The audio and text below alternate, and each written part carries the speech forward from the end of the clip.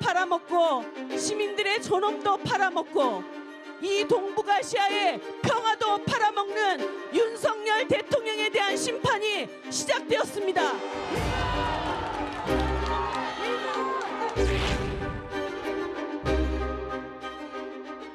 오늘 이 자리는 우리가 굴욕적인 한일 회담을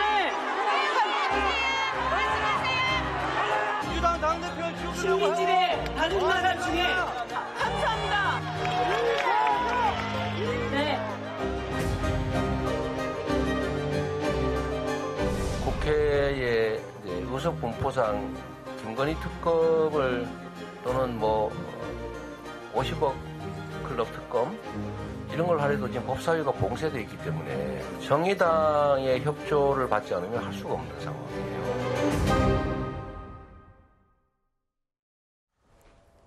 네, 서정욱 변호사, 장현준 민주당 법률위원회 부위원장과 함께하도록 하겠습니다. 어서 오세요.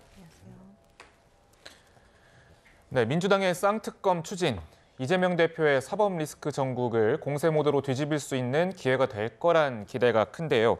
구자욱 차장님, 어떻게 보시는지요? 네, 지금까지 이재명 대표는 이제 검찰의 소환 통보라든지 아니면 이 국회의 체포 동의안 이 표결 과정 상당히 좀 수세적인 입장에 있어 왔다라고 볼 수가 있습니다. 하지만 이 쌍특검, 이른바 대장동 특검과 영부인인 김건희 여사와 관련된 특검을 추진하는 것은 자신에게 향했던 어떤 여러 가지 비판 여론을 외부로 향하게 하는 측면이 있기 때문에 수세적인 측면을 공세적인 측면으로 전환하려고 하는 이 국면 전환의 의도가 있다, 이렇게 볼 수 있을 것 같습니다. 네, 변호사님, 지금 사실 정의당 같은 경우에는 김건희 특검에 대해서는 어느 정도 유보적인 입장이었던 걸로 아는데 이번에는 집회에 같이 참석을 했습니다. 어떻게 보시나요?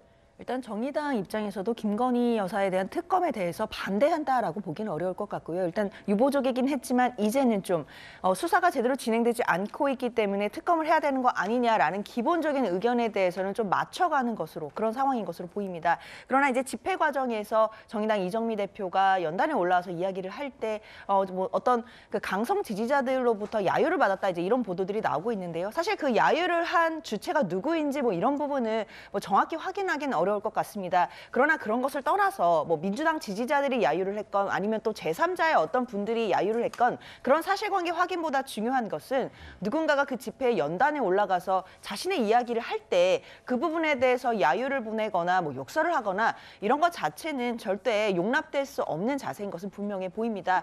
지금 현재 정의당과 민주당이 공조해서 또 처리해야 되는 법안들도 있는 것이고 특검이라든지 이런 부분과 관련해서는 함께 또 이해관계를 맞춰가야 되는 부분들이 있기 때문에요. 이런 불필요한 잡음들이 나오는 것은 당연히 자제해야겠습니다. 네, 지금 현재 간략하게 설명드리면 민주당이 추진하고자 하는 것은 이 쌍특검을 패스트트랙에 지정해서 태우겠다는 겁니다. 그러려면 180석이 필요한데 지금 정의당의 협조가 무조건 필요하거든요. 근데 이번 주 집회에서는 또 보면은 이정미 정의당 대표를 향해서 민주당 지지자들이 비판을 좀 자제하는 모습을 좀 보였거든요. 아무래도 그런 부분이 반영이 됐을까요? 먼저 이제 그 쌍특검의 이름을 다시 정해야 됩니다. 네. 대장동 특검과 김건희 특검이 아니고 제가 보기에 윤석열 특검과 김건희 특검이에요. 결국 이제 그 대장동 특검의 내용을 보면 윤석열 대통령이 검사 시절에 수사를 부실하게 한 게 아니냐, 또는 이제 그 윤석열 대통령 아버지 집을 김만배 씨 누나가 사준 거, 이게 주된 내용으로 되어 있습니다. 네. 이게 말이 됩니까? 따라서 저는 동시에 대통령 부부를 특검하겠다, 이런 게 의도거든요. 저는 지금 이게 말이 안 되는 게 김건희 특검은요, 결혼도 하기 전에 개인 사인 때 있었던 일입니다. 이게 권력형 비리가 아니에요. 그리고 이제 주범 권오수 이분들에게 집행유예가 놓은, 이 말은 이제 제가 보기에 아무런 혐의가 없지만 만에 하나의 혐의가 인정되더라도 아주 가벼운 처벌이 되는 이런 죄입니다. 이걸 가지고 몇백 명 인력 꾸려서 특검을 합니까? 말이 안 되는 거고요. 그다음에 대장동 특검도 저는 이제 권순일이나 박영수나 또는 이제 김수남 이런 분들에게 특검은 찬성합니다. 그렇지만 이게 윤석열 대통령에 대한 특검, 이거는 말이 안 된다, 이렇게 보이고, 만약에 이번에 정의당이 민주당이 이 특검을 쌍특검하는 거는 무조건 이게 이재명 대표 방탄 때문에 하는 거거든요. 여기에 정의당이 만약에 동조해주면 정의당은 이게 다음 총선에서 역사의 무대에서 영원히 사라진다. 민주당 이중대로서 저는 이게 사라진다 이렇게 보입니다. 네, 변호사님 사실 저번 방송에서 이재명 대표가 강성 지지층을 향해서 자제를 요청한 것이 충분치 않았다 이렇게 평가를 하신 적이 있는데 지금 또다시 그런 메시지를 계속 내고 있거든요. 지금은 좀 어떻게 보십니까? 저번보다는 이제 자제를 강하게 요구하고는 있지만 그렇지만 이제 지금도요 제대로 이게 트럭으로 시위하거나 이런 분들 징계도 없었고요. 무엇보다 이게 지금 수박 칠적 포스터 있잖아요. 네. 이걸 이게 개딸들이 안 만들고 오히려 이제 보수 우파 쪽에서 오히려 이제 조작으로 해가지고 이게 내부 분란을 야기하기 위해서 오히려 이제 보수 쪽에서 만든 게 아니냐 이런 식으로 이게 고발하겠다 이렇게 놓고 있잖아요. 네. 따라서 저는 그러면요 바로 이제 제2의 드루킹 사건이 돼요. 옛날에 드루킹 사건에서 추미애 대표가 이거는 이제 당연히 보수 쪽에서 한 줄 알고 고발했더니 누굴 잡았습니까? 결국 이제 김경수 의원을 이게 대신 잡힌 거 아닙니까? 따라서 만약에 저는 자신 있다면 이게 고발하시라고 이번에 수박 칠적 포스터를 누가 만들었는지 고발하면요 오히려 이게 개딸들이 대거 이게 저는 처벌되면 그러면 이게 개딸들과 이재명 대표의 싸움이 되지 않을까 이렇게 보입니다. 알겠습니다. 이재명 대표의 거취를 두고 시끄러운 상황인데요. 박지원 전 국정원장이 지난 10일 경남 양산 사저를 찾았을 때 문 전 대통령이 이런 말을 했다고 합니다. 먼저 듣고 오시죠. 글쎄요, 문재인 대통령께서는 지금 현재 민주당이 총단합해서 잘해야 되는데, 잘해야 되는데 예. 그렇게 나가면 안 된다. 지금 이재명 대표 이외에 대안도 없으면서 자꾸 무슨 그 정도 얘기하셨어요. 지금 박 전 원장의 얘기를 들어보면 이재명 대표 외에는 대안이 없다는 점을 문재인 전 대통령이 말했다는 건데 이거는 문재인 전 대통령이 지지를 한다는 얘기인가요? 그렇게 해석을 해야 되겠죠. 뭔가 진영의 위기가 왔다고 하면 그 진영의 어른 이런 분들의 어떤 의사가 굉장히 무게감 있게 이제 다가올 수밖에 없거든요. 그런 차원에서 박 전 원장이 문 전 대통령을 찾아뵙고 이제 해법을 좀 물어본 거 아닌가. 지금 여러 가지로 어려운데 어떻게 하면 좋겠습니까? 그런데 문 전 대통령은 원칙론을 얘기한 거라고 저는 생각을 해요. 지금 이재명 대표가 예컨대 유죄다. 1심에서 뭔가 판결이 나왔다라고 얘기한다면 다른 생각 또는 다른 주장을 할 수 있지만 무죄 추정의 원칙의 이 국가 헌법의 상황 속에서 지금 아무런 판결도 안 나왔는데 이재명 대표를 흔들어야 된다. 다른 대안을 제시한다라고 한다 그러면 지금까지 문재인 전 대통령이 해왔던 원칙주의자적인 어떤 정치 행태들이 기본적으로 무너지게 되는 것이고 사실상 친문과 친명이 다시 반목하고 야권이 균열되는 이런 장면이 나올 수밖에 없거든요. 그래서 이 메시지는 저는 문 전 대통령이 야권이 단합해라 이런 메시지로 단합하는 것이 가장 필요한 시점이다 이렇게 해석을 합니다. 근데 이른바 박지원 전 원장은 정치 구단이라고 하잖아요. 네. 이게 숨겨진 다른 전략이 있는 거 아니냐 생각해볼 수도 있을 것 같아요. 저는 정치 구단 박지원 전 국정원장의 이 신모 원료가 있다고 봅니다. 네. 어떤 거냐면 친문과 친명은 어떻게 보면 반목 관계 아니었습니까? 그러니까 갈등 관계였는데 자신이 문재인 대통령의 메시지를 전달을 하면서 사실상 이재명 대표를 옹호하는 메시지를 내지 않았습니까? 네. 앞으로 내년 총선을 앞두고 이재명 대표에 대한 체포동의안이 또 올 가능성이 크고 만약에 이 체포동의안이 가결돼서 내년 총선을 이재명 대표가 치르지 못한다라면 불가피하게 비상대책위원회 체제로 전환이 될 수밖에 없습니다. 그럴 때 친문도 비토하지 않고 친명도 비토하지 않는 사람은 박지원 하나다. 내가 친문과 친명의 가교 역할을 해서 비대위를 잘 이끌 수 있다. 이런 뜻을 담은 메시지가 이번 문재인 대통령의 워딩을 이재명 대표 외에는 대안도 없다. 이렇게 말씀을 하셨는데 사실상 문재인 대통령에게 이 얘기를 확인할 수 있는 사람이 누가 있습니까? 야당 정치인 중에. 그러니까 그렇기 때문에 박지원 전 원장의 저 메시지는 사실일 가능성도 있지만 사실상 이런 국면에 저런 얘기를 함으로써 박지원 비대위원장의 그 복선을 깔고 있는 메시지가 아닌가 이런 해석도 가능할 것 같습니다. 네, 또 민주당 내에서는 문재인 전 대통령의 진위와는 또 별개로 반박의 목소리가 나왔습니다. 먼저 듣고 오시죠. 우리가 문재인 대통령 꼬봉입니까? 문 대통령이 지시하면 그대로 다 일사불란하게 움직이고 전직 대통령으로서 해야 될 말이 있고 안 해야 될 말이 있는데 네, 변호사님 지금 이 대표의 거취를 두고 다양한 얘기들이 나오고 있는 것 같은데요. 또 당 내에서는 당직을 개편하는 방법을 얘기하는 분들도 있습니다. 어떻게 보십니까?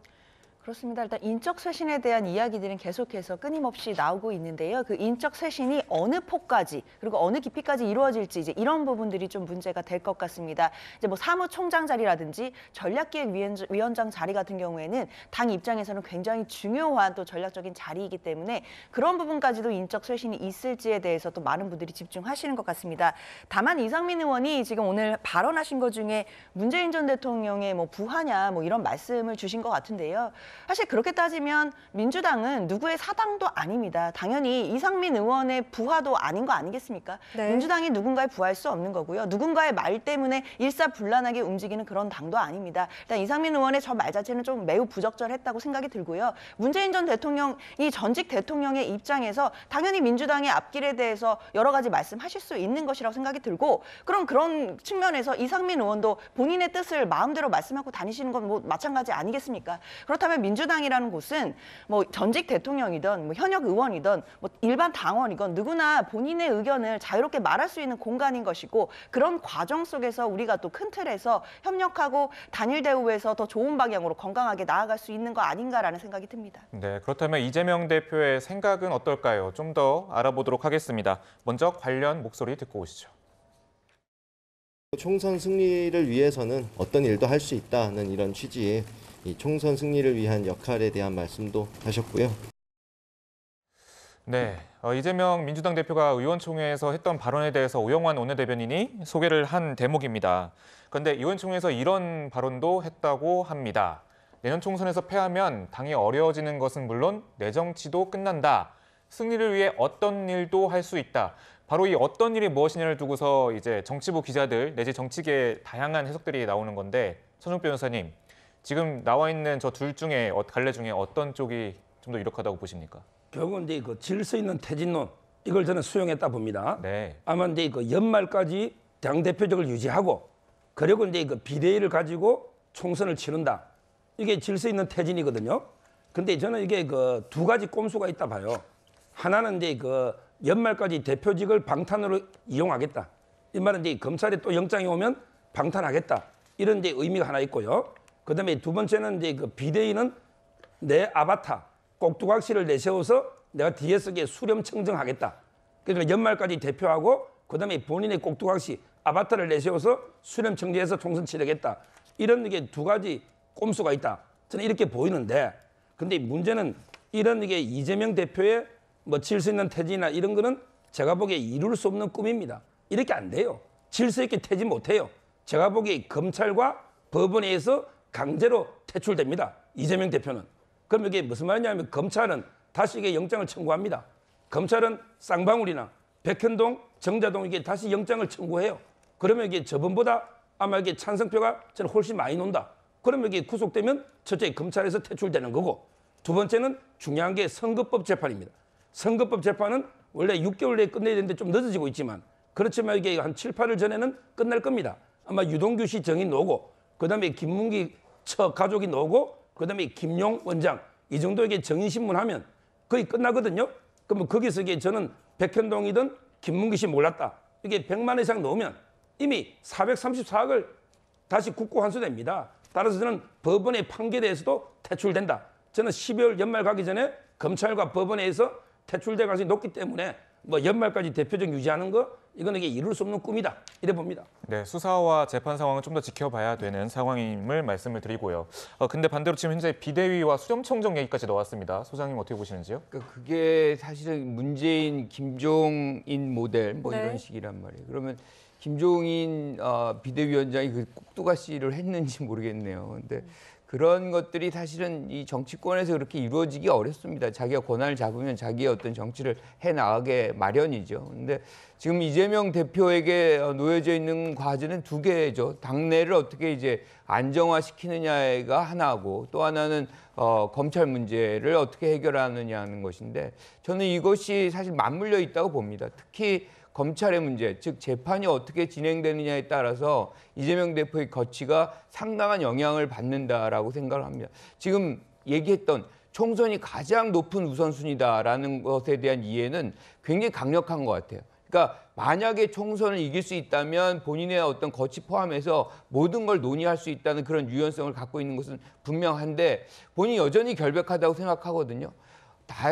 다행히 이제 이재명 대표 측에게 다행히 만약에 1심이 또는 뭐 이제 공직선거법이라든가 뭐 김용 재판이라든가 이런 것들이 빨리 이루어져서 무죄가 하나라도 나온다. 그러면 상황은 굉장히 급속하게 변화되고 기선은 예컨대 이재명 대표가 쥐고 갈 수 있어요. 이렇게 될 경우에는 퇴진론은 상당히 사라질 수가 있습니다. 그래서 재판 결과 여부가 상당한 변수로 하나 작동하는 것이고 또 하나는 이제 비명계와의 과정 속에서 어떻게 사실상 당을 안정화시키느냐의 것인데 저는 기본적으로 국민들이 민주당을 바라볼 때 어떤 점에서 불만이 있었는지에 차관을 해야 된다.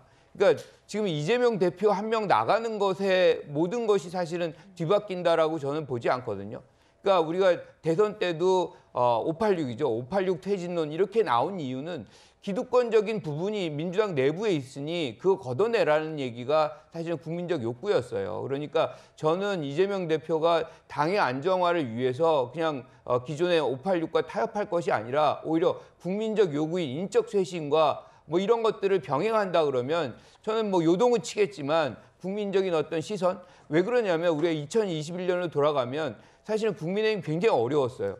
그때 지금은 이제 퇴출돼 있지만 이준석 대표가 그 당시에 뭔가 당을 이끌지 않았다면 지금의 국민의힘이 있을 수 있나라고 생각한다면 지금은 민주당에게는 그냥 조그만 어떤 변화가 아니라 근본적인 변화가 필요한 시점이다. 이것도 아마 이재명 대표의 고민거리 중에 하나다. 저는 이렇게 생각합니다.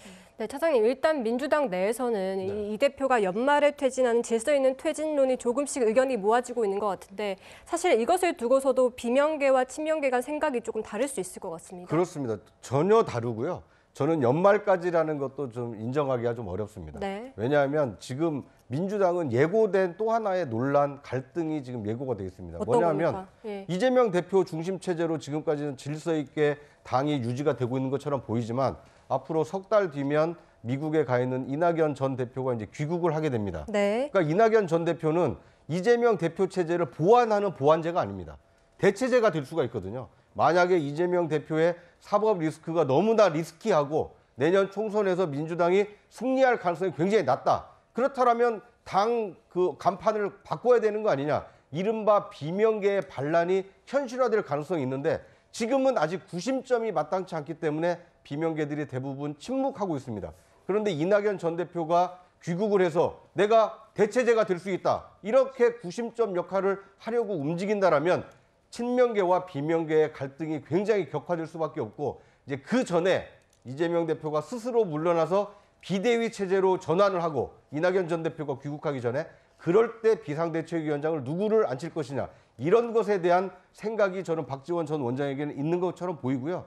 앞으로 비명계는 이낙연 전 대표가 들어오기 전까지는 침묵하겠지만 이 전 대표가 귀국한 이후에는 이재명 대표를 끌어내리기 위한 목소리를 낼 가능성이 크기 때문에 네. 결국 민주당은 친명계 중심으로 지금까지는 질서 있게 왔지만 앞으로 이낙연 전 대표 귀국을 계기로 해서 친명 대 비명의 어떤 갈등이 예고가 되어 있는 상황이다. 뭐 이렇게 보는 것이 타당할 것 같습니다.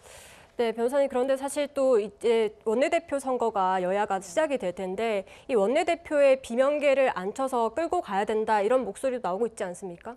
일단 원내대표 선거가 이제 4월경에 있을 예정, 4월, 5월 초 이 경에 있을 예정인데요. 사실 아직까지는 대진표가 확정되거나 한 것은 아니니까 뭐 말씀드리기는 조금 이른 감은 있지만 그렇다 하더라도 일단 친명계에서는 친명계 후보를 내지 않는다는 방향으로 정리가 되는 것 같습니다. 일단 그런 상황이라고 한다면 원내대표만큼은 좀 이른바 비명계 또는 이제 친명계가 아니신 분들 위주로 일단 대표가 돼서 일단 당대표와 원내대표 자리에 어떤 권한을 좀 배분하는 모습을 보여주는 것 자체 또 비명계 불만을 잠재울 수 있다 이런 초석도 있는 것 같습니다. 일단 어찌되었던 이재명 대표의 리더십을 지금 당장 흔들기는 어려워 보입니다. 전당대회에서 작년에 77.77%의 압도적인 득표를 받아서 어떻게 보면 득표율을 받고 당선이 됐던 당대표였기 때문에 네. 일단 이 상태에서 당대표의 리더십을 흔든다는 것 자체도 굉장히 좀 억지스러워 보이는 모습들은 있고요.